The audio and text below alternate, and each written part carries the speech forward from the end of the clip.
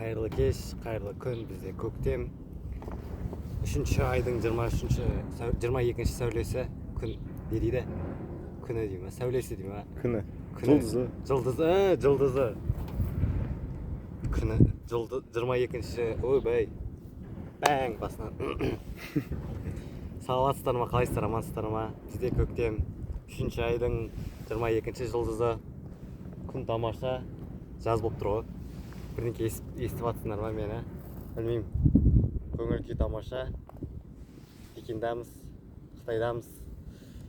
Жастық шағымызды көріп жатырмыз, сезіп жатырмыз. Қолымызда бір кола бар. Сонымен жүріп болды, басқа не керек? Одан артық не керек? Айт мерекесі. Жексенбі, бәрі демалып жатыр. Дейсің да жаңағы. Басқа не бар айтады? Өзінің жалғыз өмірін Қытайда сүріп жүр. Жерден бақ тапқандай күлгенің ауылда туса. Қалай өзгердің Қытайға келгелі? Қытайға келгелі қалай өзгердің? Жақсы жағына. Барлық өзгеріс жақсы жаққа ғой негізі. Қандай өзгеріс болса да, не істесең де бәрі бір күні жақсылыққа алып келеді. Сол үшін қалай дегенде қалай? Не үйрендім? Ойланып отырмын. Оны қазір былай ойланасам, андай төмен деңгейде ойланып қаламын да қазір.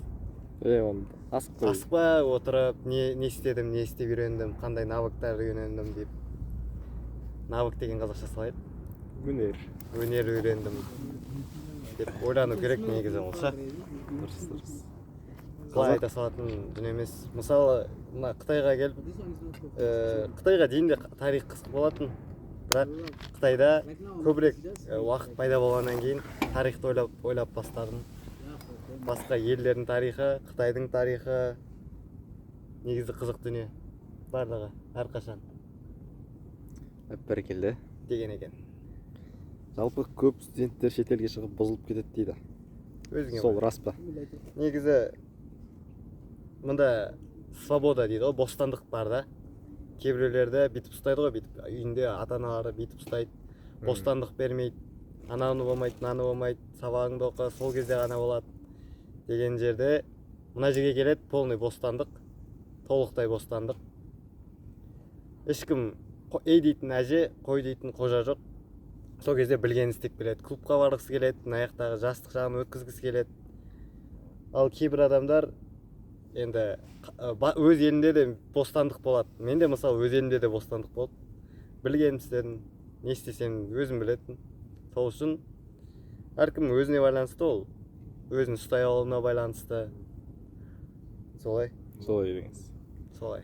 Әркім өзіне байланысты. Әркім өз ойына байланысты. Жалпы былай қалай? Көбі оқи ма или? Оқуға келген соң негізі оқуға тырысады. Бәрекелді. Қиын ба оқу? Жеңіл ма? Өмірде оңай дүние жоқ қой. Оңай емес. Оңай дүние жоқ ешқай жерде. Қай жерге барсаң да, Қазақстанда қалсаң да қиын, өзінің қиыншылықтары бар, өзінің қызығы бар, өзінің көркемдігі, әдемілігі бар. Мұғалімдер қатал ма, ұра ма таяқпен? Стереотиптер негізі көп болды Қытайға келгенде ең басында ше. Қытай мұғалімдері қатал деп ойлайтынмын өзім стереотип бойынша. Негізінен олай емес екен мүлде. Бәрі саған шетелдік ретінде бәрі сені түсінеді. Сен сөйлей алып тырысқаның өзі олар үшін жетістік. Олар да өйткені үйретуде мақсаты сендерге тілді үйрету болып тұр.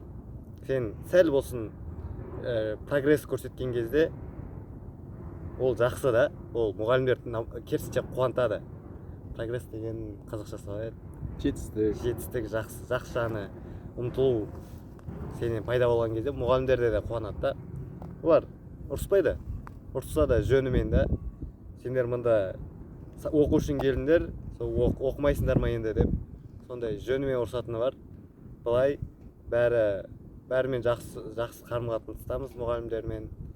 Мұғалімдер тамаша біздің. Жас қой еще деген. Қазақшасын білмеймін. Жас қой тағы.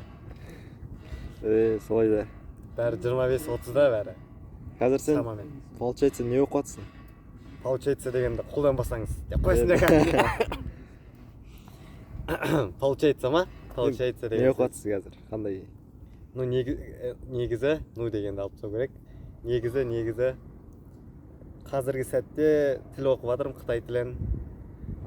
Оңай деп айтпаймын, мүлде айтпаймын.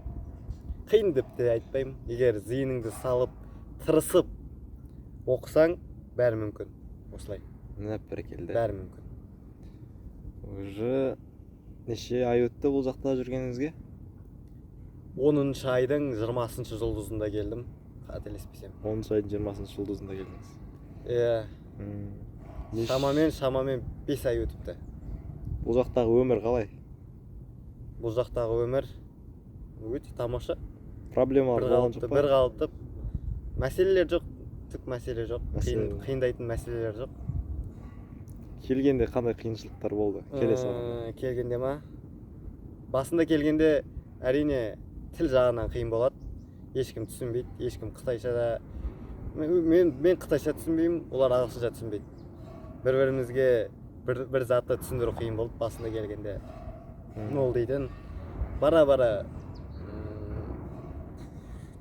үйреніп кетесің. Орыстар айтады, осваиваемый проект. Ой, бұш, айтпаймын. Орысша айтқанымды құрайын. Жарайды. Енді болашақта келем деп отырған адамдарға не дейсіз? Қандай кеңес бересіз? Не істейсің ана жақта? Қазақстанда оқып келіңдер.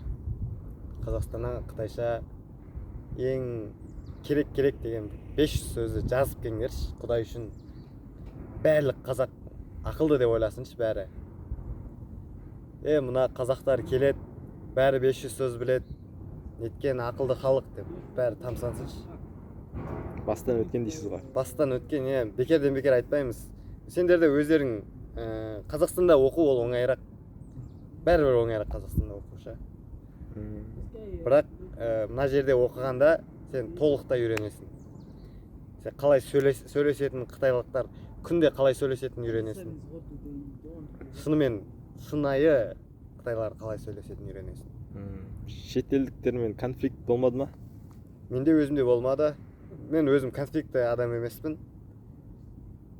Балдар арасында болып тұрады енді. Ол да енді бала болғаннан кейін, жас болғаннан кейін қызуғаншылықпен болатын жағдайлар.